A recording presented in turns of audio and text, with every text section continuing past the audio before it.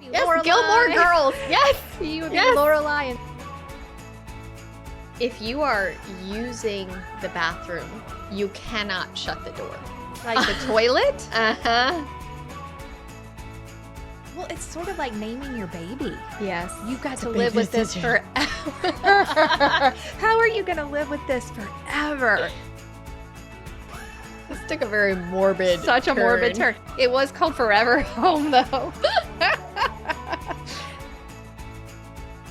Hi, y'all. Welcome to Hustle Humbly. It's Alyssa and Katie, and we are two top producing realtors in the Baton Rouge market. We work for two different companies where we should be competitors, but we have chosen community over competition. The goal of our podcast is to encourage you to find your own way in business. So stop comparing yourself and start embracing your strengths. Hi, Alyssa. Hey, Katie. How's it going? Just fine. Wonderful. Today is episode 149, the Forever Home myth. Yes. The myth of the forever home. Were you raised, like, did your parents do they still live in the house? I'm so glad that you're leading with this. Because I have mixed feelings about the forever home. I do too. It's so ironic that you're leading with this question. Okay, because the actual terminology and thought process irks my nerves a little because I don't believe there is such a thing as a forever home. Okay. However, now that you're asking me that question, my mom grew up in a house that her parents built. And when I was 3 years old, it was in the 80s, early 80s, and my dad was a home builder and things were not going so well. Okay. And so we had to sell our home and move in with my grandparents in the house that my mother grew up in. Oh, wow. Yes. Okay. And then my grandparents, after a while, were like, well, forget this. They had my dad build them a house elsewhere in Pollard Estates. And we stayed in the forever So your home. mom raised her kids in the home she grew up in. Right. And then how long did you live there?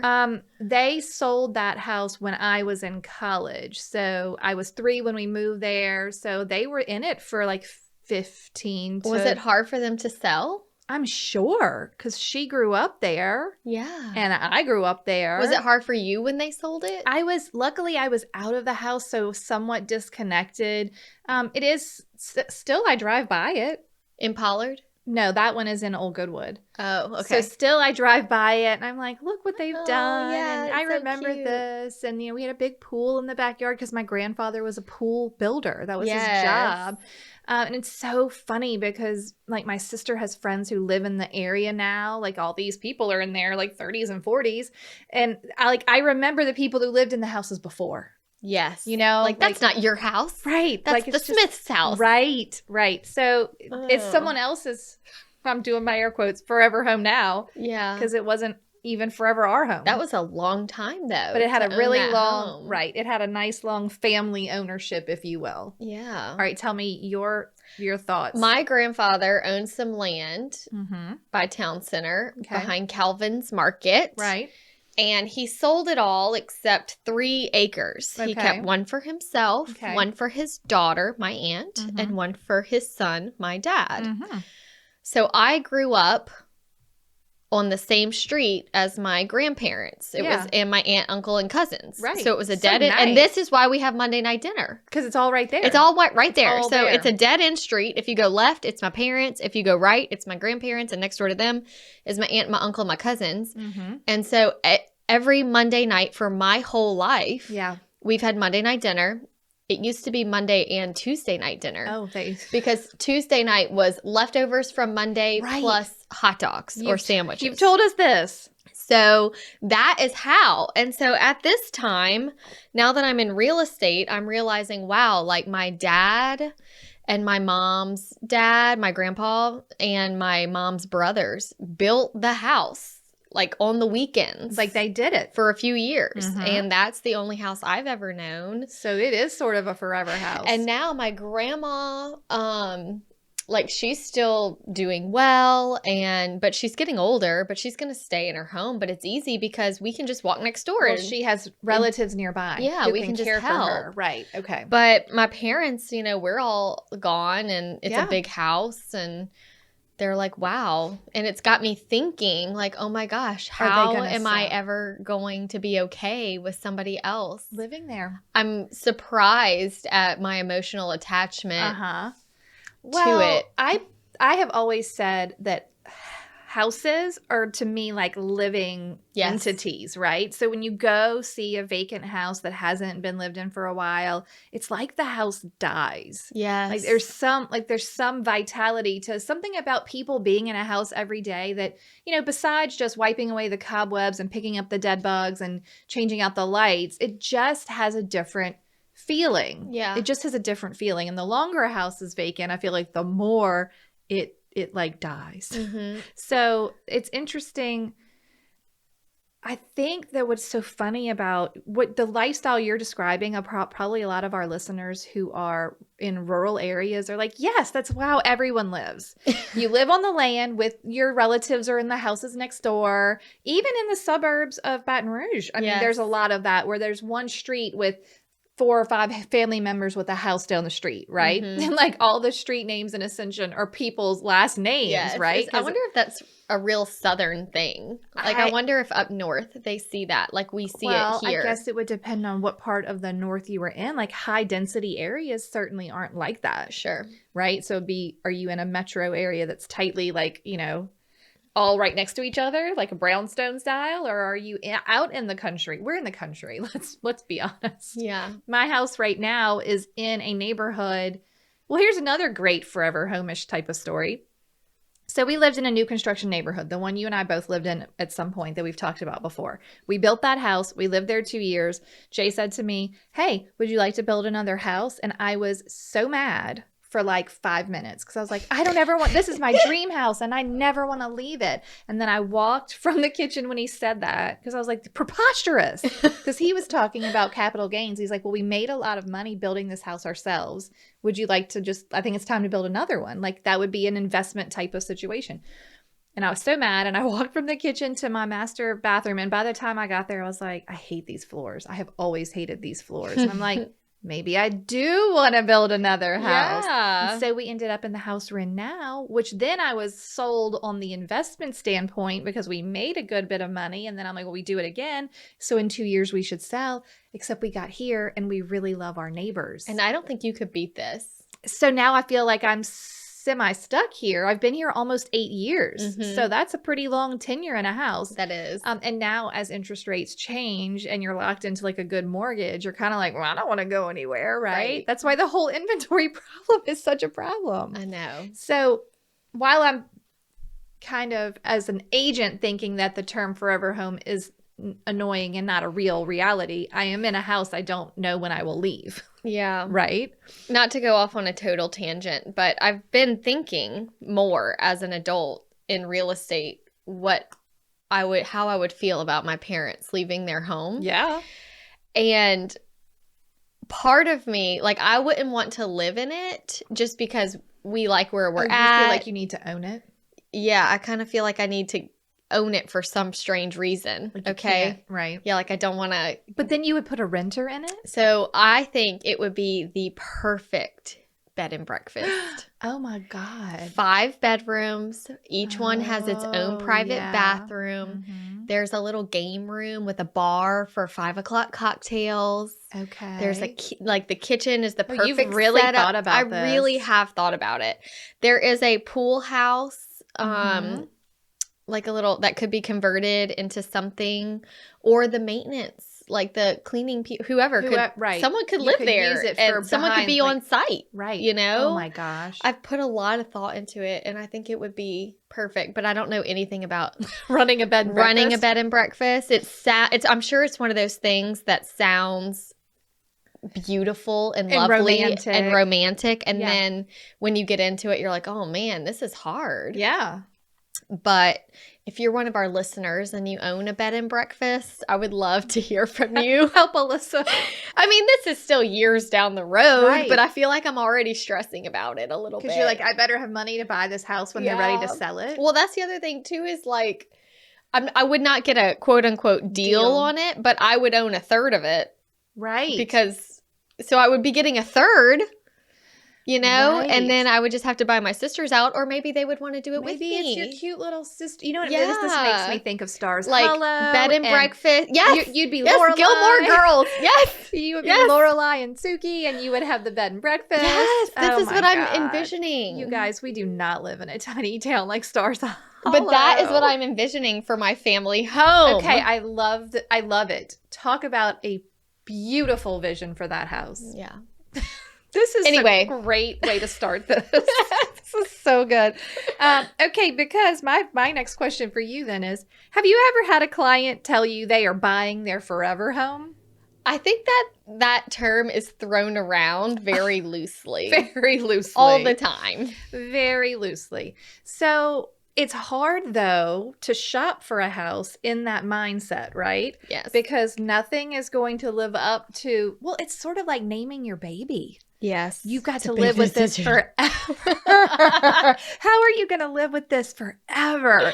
And just using the word forever is just really going to set you off on a path to failure and not success. Well, it puts a lot of pressure. so much pressure. So much pressure. It causes anxiousness when maybe there's not even a need for that. Right. I had a client that was very reasonable lately. And she told me what she wanted. And then she said, okay, I don't know how to word this question, but based on the buyers that you work with, Oh, God. what percent of compromise do they end up having to compromise on the house? Like, Right. if How this is many my things list, do I need to give up? what should I be happy with a house that has 80%, or should I be happy with the house that has 70%? And I thought that's a great question, and I'm just glad that you're open to compromising. What did you tell her? I said, well, every client is different. I have ones that are not in a hurry and can wait and wait and wait and wait, and maybe they get to 80 or 90. Yeah. But sometimes it's 70. And then I told her, if it's something that you can't change, Right. maybe it's not the house. If you Right. really can't handle the floor plan or the street that it's on. But if it is something where we can take down this wall, or we can paint, or we can renovate, I think if it meets the other criteria, let's go for it. And Yeah. you can go from 70 to 90. Yeah. You can get there yourself. So I think when we're speaking about the forever home, the biggest thing is managing the client expectations. I so agree. And I think you have to actually say to them, if they say to you, this is our forever home, just say, hey, listen, that's a lot of pressure to put on yourself. How about this is your long-term home? Maybe we can just, think about it in that way, because really, if you're talking about a client in their 30s or 40s who are even 50s who are saying this is our forever home, then you're going to have to start asking them, okay, have you thought about aging in place? Right. What type of, what if the master bedroom is on the second floor and you're going to be 80 years old and can't get up the stairs?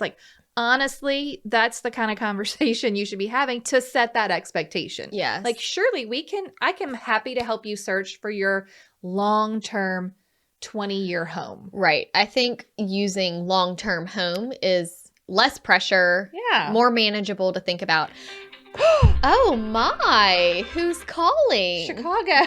Chicago. Hello, Chicago. I never have my volume on. I know, I've never heard your phone ring. I didn't even know it was on. I probably slept with it like that last That's night. so funny. So sorry, Jay, you can cut that out. Okay. No, the term long-term, yeah, it's much it better. makes much more sense. But I also think you have to have an honest conversation at the beginning when you're getting all their, criteria and specifications on how long, even if they say forever, well, do you have 5 children at home that are Right. later not going to be in your house and it's really going to be too big for you and too much to maintain? Do you want an acre of land so you can have a hobby farm with all of your mini children? And then when you're, 65, you're going to be like, I'm tired of mowing this grass. Yes. You have to actually talk through, tell me why this is your forever home. Tell me what's going to happen, when your situation changes. And also you might have to just say some uncomfortable stuff like, I want to find you the most long-term home as possible, but we can't predict the future. So I found a list of the most common examples Let's why hear it. people have left their forever home Okay, let's hear it. unexpectedly. Oh, great. And I think too, being flexible just makes life easier. Right. So if something like one of these examples happens, you're not like, but wait, this is our forever home. We don't want can't to throw you leave. into a spiral. Yes. Okay. Okay. The house that's the right size when you're a couple is too small when you have children, or you no longer want all that space when your children were home. So kids come or go. Okay. Right. Your job transfers you. The neighborhood at the time was perfect, but declines with time. Sure. Something unattractive or otherwise problematic, like a loud business, Cell phone tower in your cell phone backyard. towers, new interstate exits. Right, things something around you are changing. Yes, the city encroaches on your lovely country setting. Perfect. Okay, that might be something that, because, I back up to all this land Right. at my house now. Yes. I don't see us moving. I went through a little phase during all this price spiking that made me go, oh, well, maybe we should sell and live with my mom and dad until we figure out in the something. B&B. Yeah, I'll live in the Airbnb. But because you don't know in the future what this land is going to be. Never So do. who knows? Oh, wait. And while we're on that one, I have clients all the time who we go to a house to do a showing, and there's a big open field or a cow pasture or What's that going to be? forest. What do you think's going to happen here? And then I'm like, who knows? Yeah, I have no idea. Let me get my crystal ball. Great. It could be a sewer treatment plant. All I can tell you is if there are buildings behind you, those typically stay there. So in a way, although you love the big openness of the cow pasture or the forest or whatever it was, if it's a neighborhood behind you, you kind of know what you're getting. Yes. Right? Like you know what you know. So there's a neighborhood that my clients bought in, and it's a very nice new construction, high-end neighborhood. And they were saying, yes, at this little open space of land on the main street that you enter on, we're going to put this lovely market. You can ride your golf carts here. Everyone's very excited. They're buying up all the houses. So the houses are built, and now they're building the market, which they did not quite mention is going to be coupled as a gas station.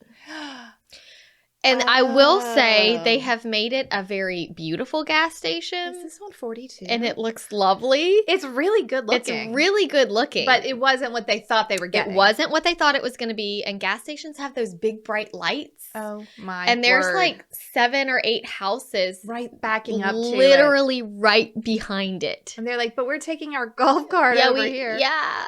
So it's like you just never know. I agree with you that it's better to buy when what's there is there. We know what it is. You know what it is. You get what you get. And if you are taking the risk, you can't be upset. I have a great story about this. I had clients that were about to list their house. They had been there like, let's call it 10 years, a while, in a neighborhood that had been built in that time frame. Like it was a newer house when they bought it.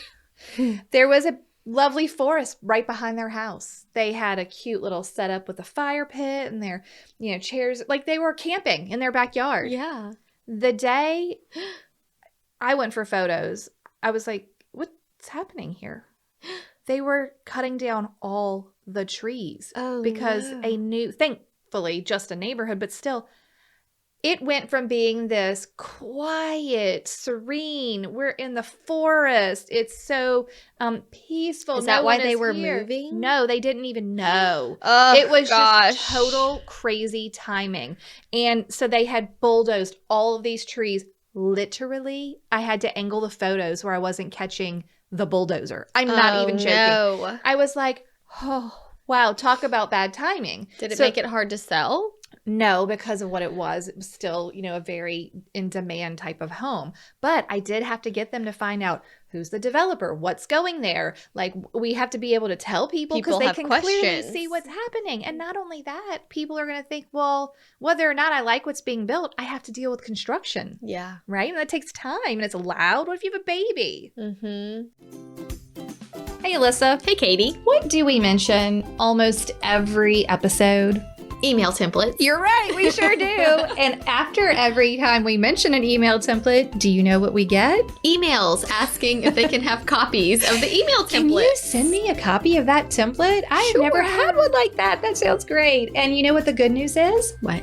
You can get all of our email templates from our course, Email Templates 101. Tell the people about it. Our course has all of the email templates you would need to send to your buyers and your sellers and your clients that are buying and selling at the same time Exactly. to get through every step of the transaction and giving them information that they need for where they are in the transaction. It's great because you never forget to tell them something. Yes, and we've already done all the work for you. Yeah. We wrote them and you can personalize them. Yes. And just feel organized knowing that you have all the information where it needs to be. And if you purchase Email Templates 101, you do get lifetime access. So occasionally we like to go in and make updates based on the market, or if we find a new best practice, and we put that right into the template and you get that updated straight away. It just goes straight to your course. Yep.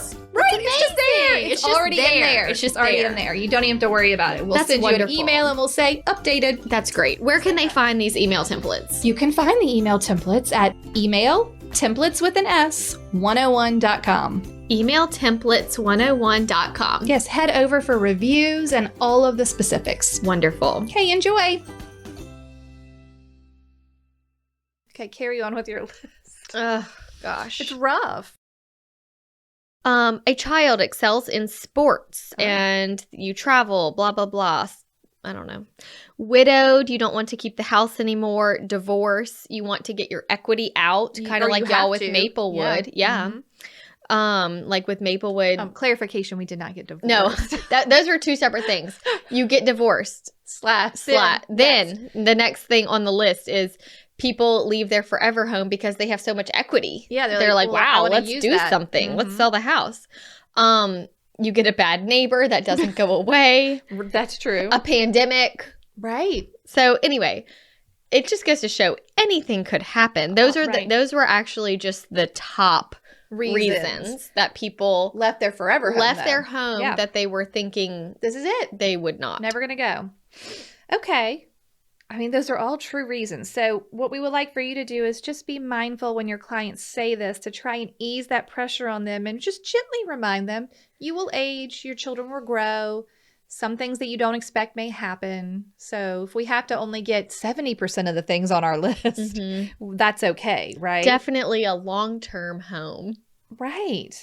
I like to think too, just tell them, why don't we get a house that's going to work for you for the next 10 years? Perfect. We don't need to put all that pressure on ourselves. Okay, I would also like to point out, even when you build your own custom home, it's not perfect. Oh, no. It's never perfect. No. So you might have built the house. It was your forever home. And then you got in there and you were like, oh gosh, there are things here that actually don't work for our lifestyle.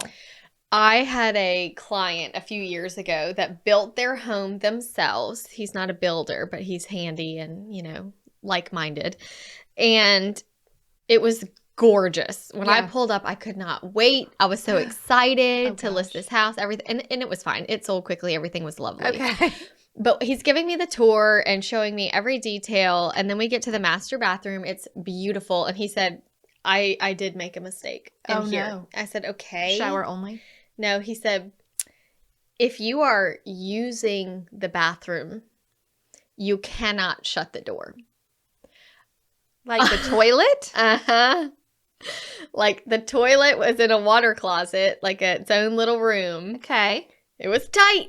Too tight. He made it too tight, and you didn't realize it unless you were actually In there. using the bathroom. Sitting down, yes. So, Oh dear. yes. And there wasn't really How anything. did you handle that? Just take the door off the water No, closet? we just let it be. let it be. Sorry, buyer. Yeah, whenever probably you may use not the notice. bathroom. I mean, I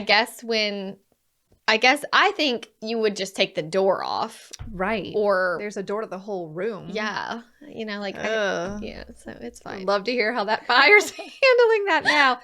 But yeah, that was his one flaw. That wasn't bad. Everything else was I'm pretty impressed. perfect.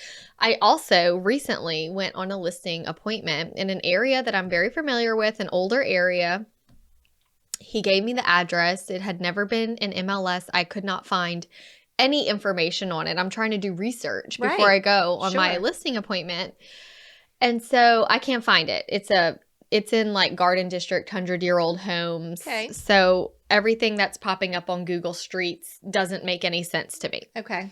So I'm like, I'm just going to go. Mm-hmm. And sometimes I do that. I tell them when I get there, hey, Mr. Seller, I usually do research, but I have to tell you, I could not find anything. And he said, yes, here is why. This is our forever home. About 2 years ago, we tore down the house that was here. Okay. And we built this house. Okay. And we built it to be our forever home. Oh my God. It's 2 years later? It was spectacular. Okay. Every light fixture has a story of where it came from. Okay. It was so neat because it's new construction, but he built it because it's in a historical district. Right. To be of the era and the style Sure. that it came. You're going to die when you see these photos. We're having photos next week. I can't wait.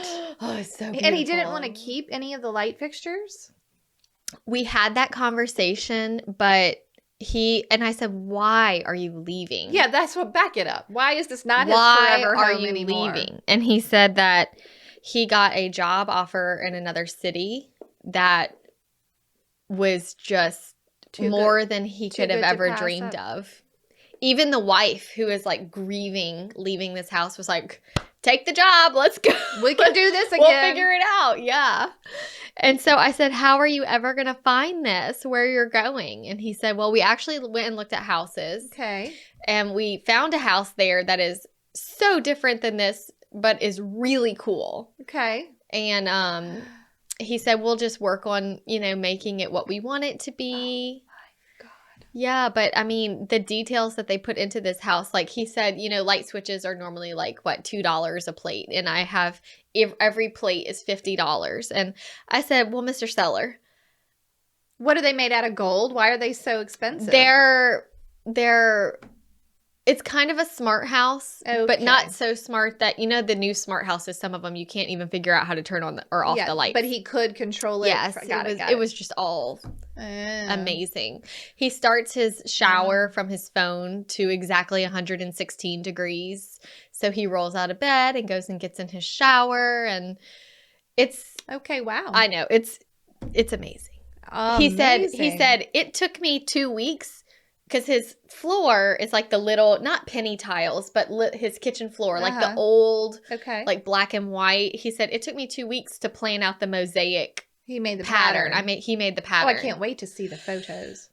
Me either. You were like, be still. I told the photographer, I said, I'm coming with you because I want to see your face when you see this house. Because you're going to want to photograph everything. It's so cool. Wow. Oh, one more thing. Yes. The next door neighbor is a muralist. Okay. And did a mural on their carport fence on the exterior. It's beautiful. Just everything. It's just nice to see like a not boring house. Right. Like cookie cutter, same old. Yeah, it was just very fun. Okay, let's take this perfect, because it was my next comment, to the other extreme. So that was a totally custom built house.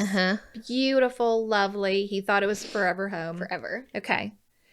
The flip to that coin, where you went in and said, great, someone's going to buy this, is building a custom house so custom to you, thinking it is your forever home. And then one of the reasons hits and you have to sell. So now you have some things that are so specific to you that make it difficult to sell.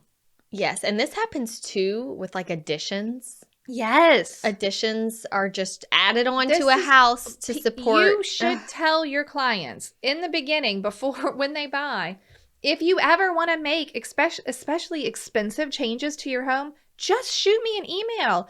Do not do something that will cause it to be difficult to sell. I'm happy to give you quick advice. Yes, that will work. No, that won't work. I've seen some of the craziest, wildest additions that look bad, new construction that was just made for them and would not work for anyone else. And it would be very difficult to even like retrofit it or like put it back. Like, it's just, I know that it's hard to tell. And look, in new construction, you might not, as an agent, be involved with someone doing that. And boy, you surely don't want to go to that listing appointment. No. When they're like, oh, we thought this was our forever home.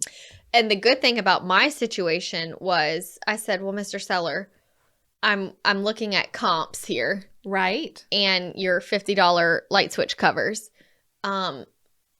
I can't imagine what it cost you to build this house. Right. And he said, well, I'm not going to list it for what I have in it. It would never sell.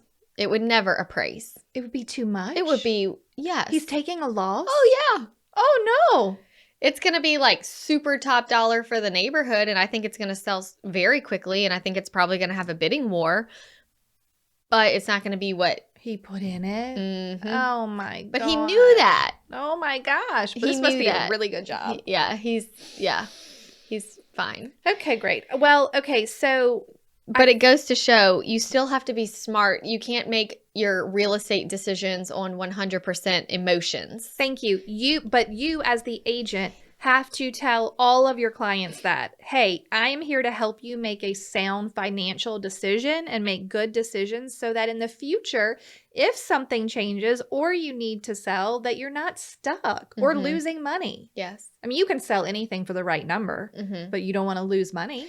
I did have someone say one time, like, okay, let's use my patio for an example that I never did, that I talked about for a year. You did. It's on the Ugh. show. We have it recorded. Okay, well, I kept thinking I would never get my money back. And then someone said, yeah, but sometimes you buy a dress because you really like it. Yeah. Or sometimes you buy a car because you really like it. Or you put in a pool so you can enjoy swimming Right. in the pool. Right. Sometimes you're not doing it to get your money back one Right. day. It's not all an investment. Right. You do live there. You do live there and Yeah. you enjoy it.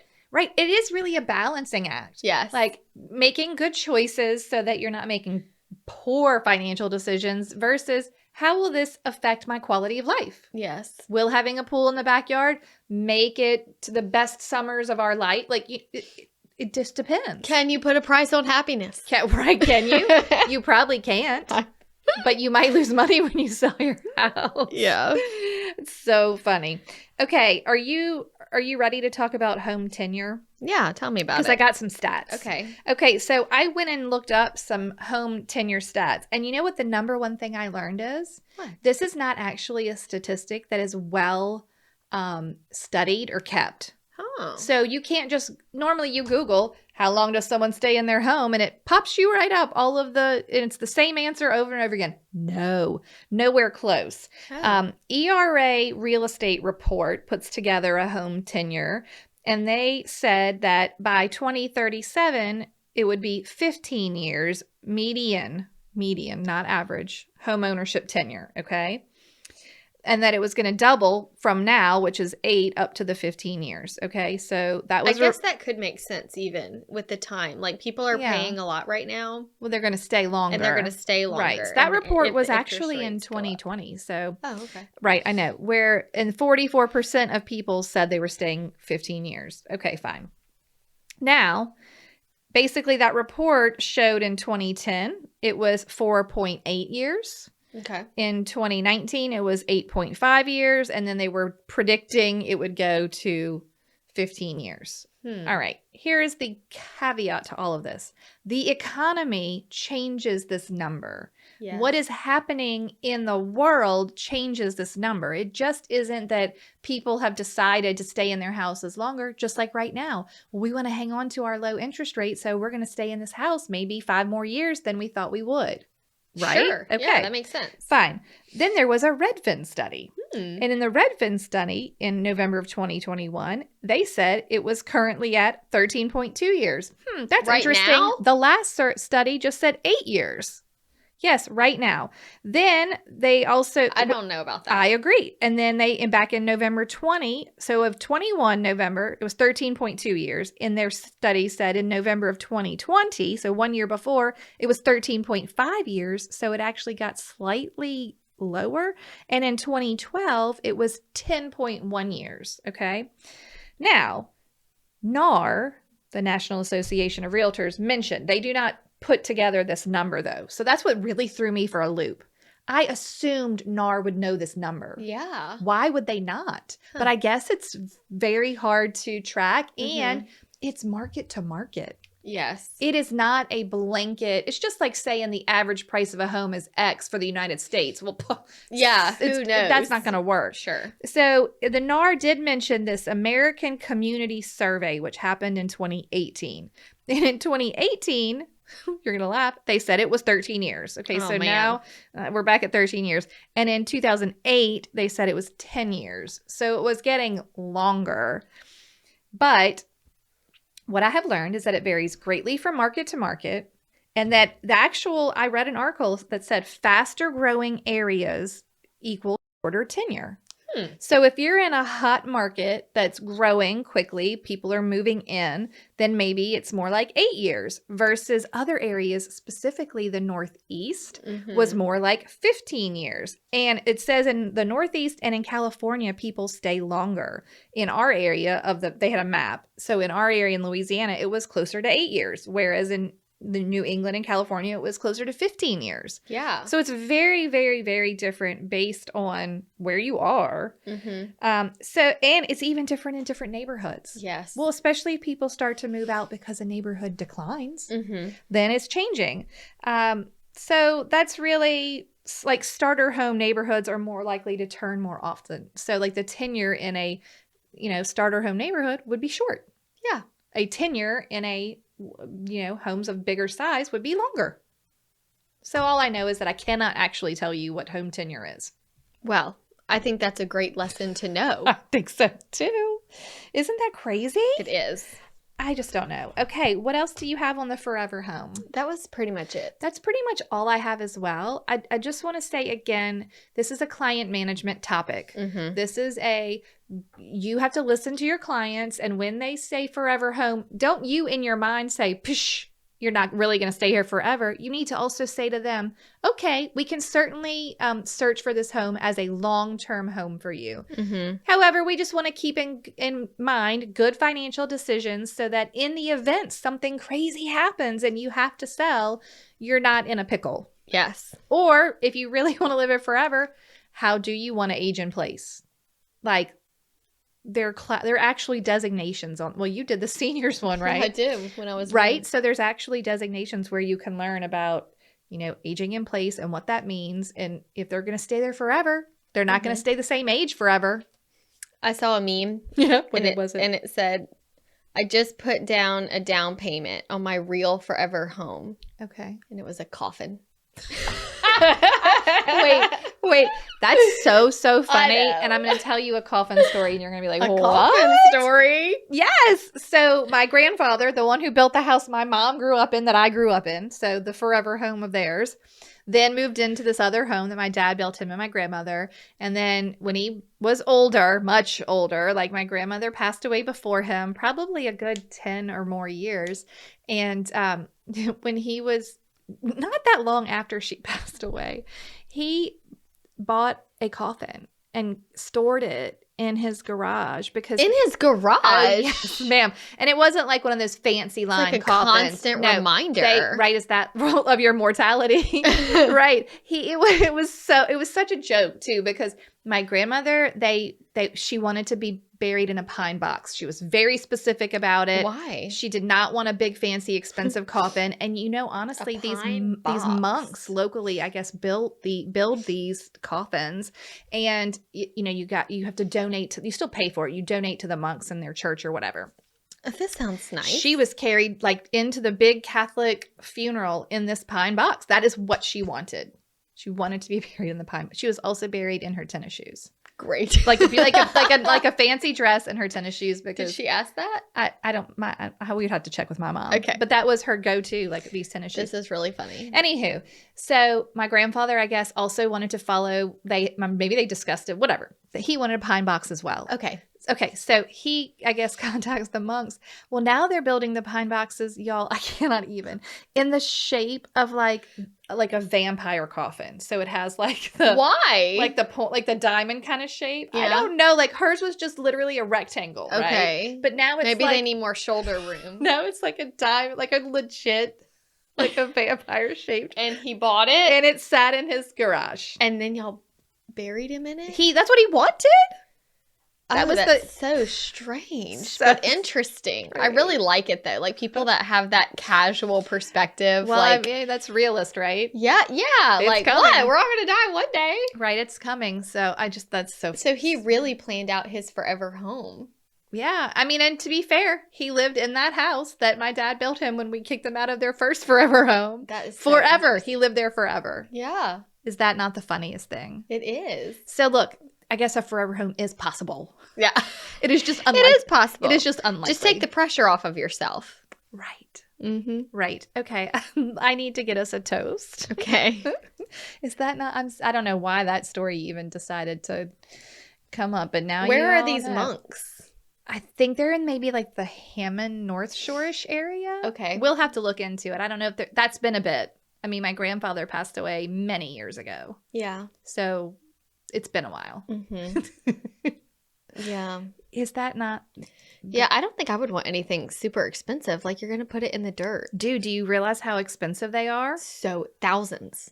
Many thousands. Like you could put a down payment on a small house. Yeah, what? Oh, man. See, I feel like I'm like simple people. But you know what? Also not cheap to get cremated. So there's just like no good option.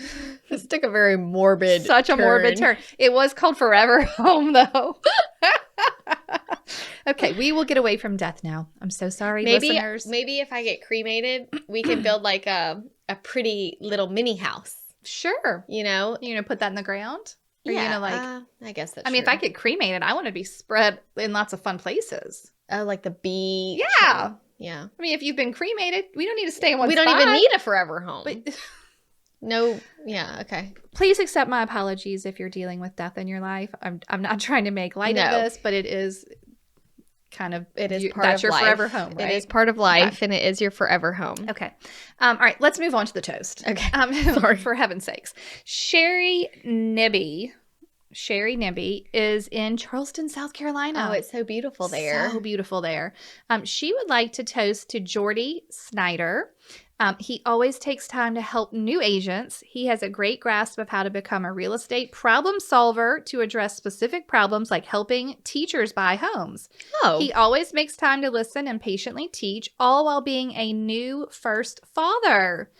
Cheers from I said it right. Sherry Nibluck is her full name. Cheers from Sherry Nibluck, and cheers to you, to us, for sharing our knowledge, our knowledge and experience. Oh, well, you are welcome. Thank you, Sherry, for this lovely toast, and cheers to Jordy. Perfect. Y'all have a great day. I'm so sorry. Goodbye.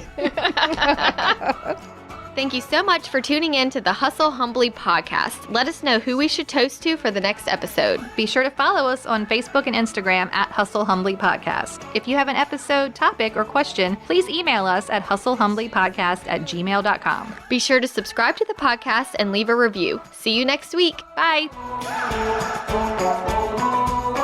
This is the good life.